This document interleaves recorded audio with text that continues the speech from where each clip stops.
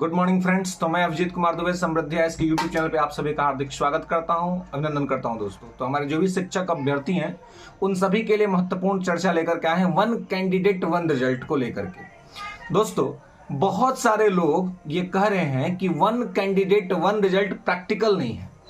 मैं तो कुछ वकील साहब लोगों को भी सुन रहा था, जो लॉयर लोग हैं, वो लोग भी कह रहे हैं कि सही नहीं है।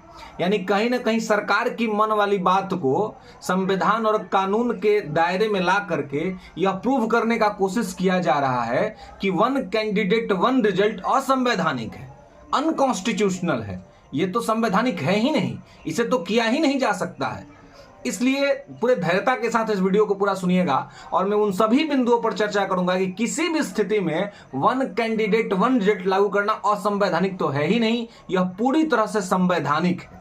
लेकिन अगर आपको विद्यार्थियों को भटकाना है, बरगलाना है, तो आप ये प्रचार करते रहिए कि नहीं है, ये है ना।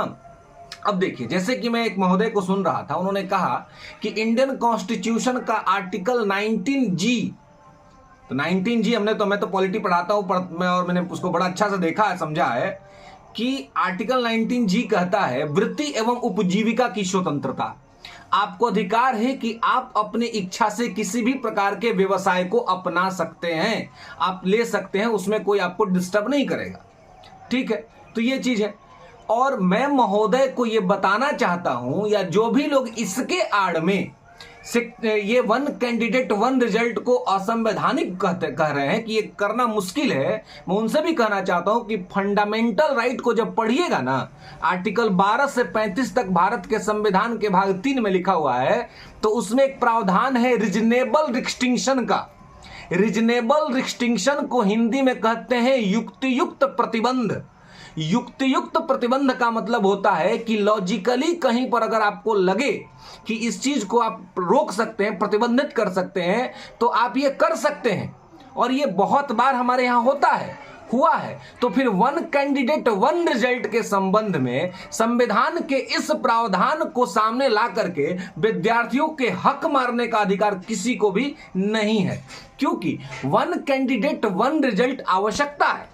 अगर मैं आपको इस प्रकार से समझाऊं कि जैसे कि ये कहा जाता है, आप जब हमारा भारतीय संविधान का पार्ट 3 का फंडामेंटल राइट में आर्टिकल 19 पढ़ते हैं, तो आर्टिकल 19 में ही लिखा हुआ है, एक आर्टिकल 19(1)(a) है, right to speech and expression, बोलने की आजादी है, दिखाने की आजादी है। लेकिन इसमें एक रीजनेबल रिस्ट्रिक्शन ये लिखा हुआ है कि अगर आपके बोलने से किसी भी प्रकार का कोई गलत कार्य होता है, आपके बोलने से सांप्रदायिक दंगा हो जाता है या किसी तरह की समस्या उत्पन्न हो जाती है, तो फिर आपके बोलने पर प्रतिबंध लगा दिया जाएगा।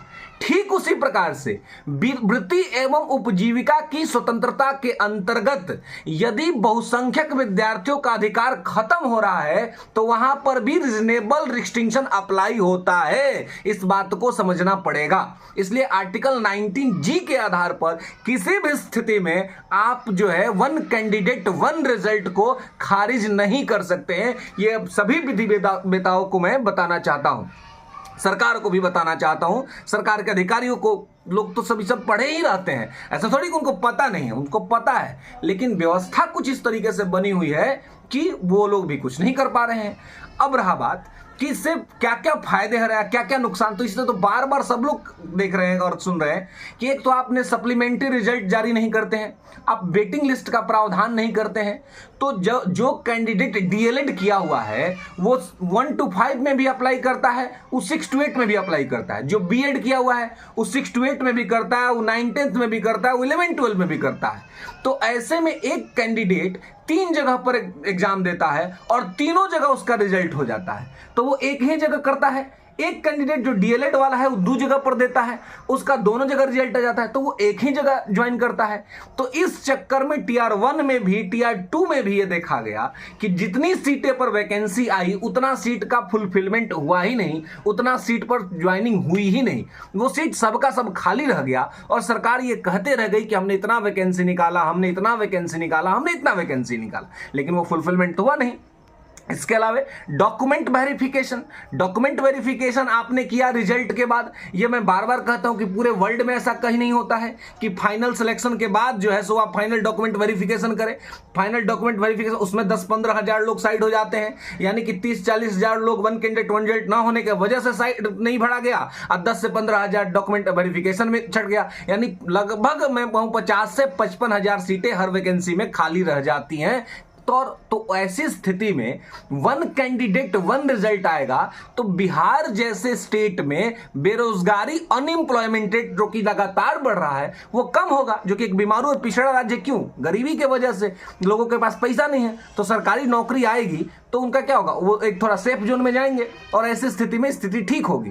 तो यहां पर किसी भी स्थिति में यह नहीं कहा जा सकता है कि आर्टिकल 19G का किसी भी स्थिति में वायलेशन हो रहा है, तो कोई वायलेशन यहां पर नहीं हो रहा है। और बहुत लोग यूपीएससी से इसकी तुलना कर रहे हैं कि यूपीएससी में ऐसा होता है।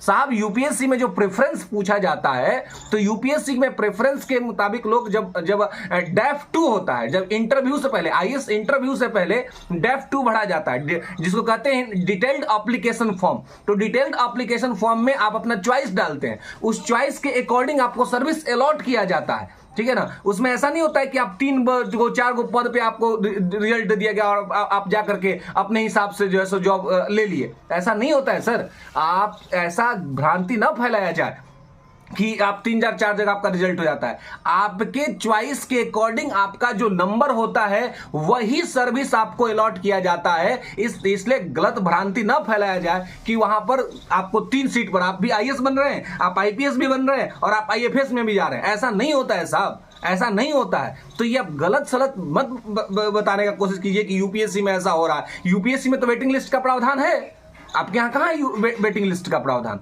आप तो नहीं कर रहे हैं और आप यूपीएससी